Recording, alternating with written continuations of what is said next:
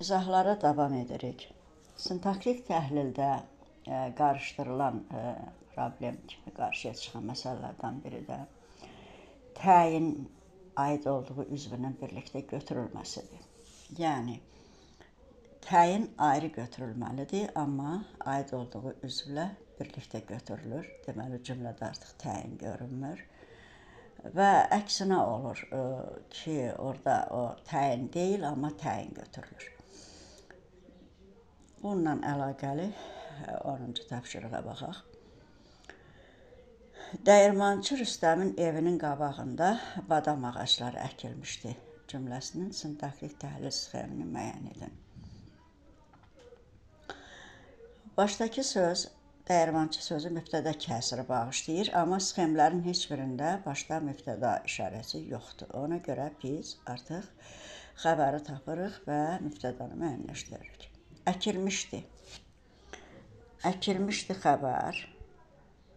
Nə əkilmişdi? Badam ağacları. Və baxırıq ki, mübtədə ilə xəbərin arasında heç bir üzv yoxdur. Onda sxemlərə baxırıq. B variantında xəbərlə mübtədə arasında tamamlıq var. Buna görə B-ni atırıq. D variantında və E-də də yenə tamamlıqlar var və tamamlığa görə 3 variantı biz kənarlaşdırırıq.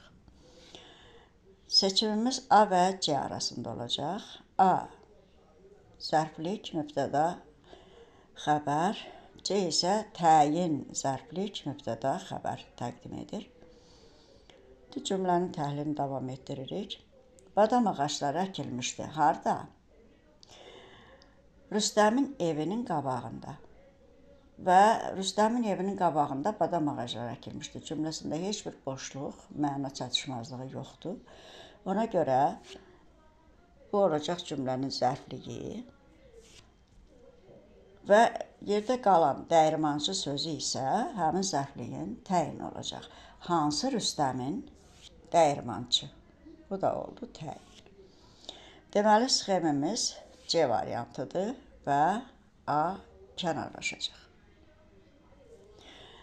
Burada problem nədədir? Əgər biz cavab versəydik ki, harda əkilmişdi? Dəyirmançı Rüstəmin evinin qabağında 99% cavabı verir və bu cür götürürlər. O zaman biz A variantını seçməli olacaqdıq və cavabımız da səhv olacaqdır. Bəs nədən bilək ki, burada dəyirmançı sözünü təyin kimi ayırmaq lazımdır?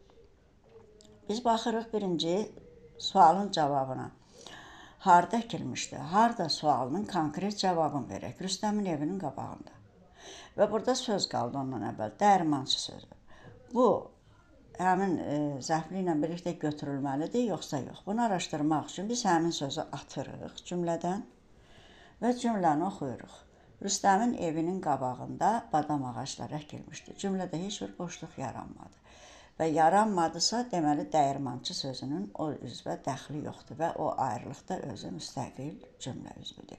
Yox, əgər onu atanda cümlədə boşluq yaranacaqsa, cümlə pozuntusu meydana gələcəksə, deməli, onda atmaq olmaz və birlikdə götürmək lazımdır. Və bu cümlədə də biz gördük ki, onu atanda cümlədə heç bir dəyişiklik olmadı, məna boşluğu yaranmadı və deməli, dəyirmançı sözü burada ayrıca təyindir. Və ifadə vasitəsində də diqqətli olmaq lazımdır. Adətən sifətlərlə ifadə olunan təyinlərdə çətinlik çəkilmir. Amma ən çox isimlə ifadə olunan təyinlərdə belə deməli səhv yanaşmalar olur. Birlikdə götürmək məsələsi. Biz bilirik ki, isim başqa bir ismin əvvəlində işlənəndə onu təyin edir və sifətləşir. Burada da dəyirmançı sözü Rüstəm sözünü təyin edib deyə sifətləşib və o cümlənin təyini vəzifəsində çıxış edir. Belə deməli dolaşıqlıqlara, səhvlərə yol verməmək üçün ən yaxşı vasitə, əgər siz ikisini birlikdə təyin götürürsünüzsə hansısa sözlərin, ən yaxşısı əvvəlcə onun birincisini atın və onsuz cümləni oxuyun. Əgər cümlədə heç bir pozuntu olmayacaqsa, deməli həmin söz ayrıca təyin olacaq. Yox, cümlədə boşluq yaranacaqsa, deməli həmin söz təyin deyil və aid olduğu sözlə birlikdə götürüləcək.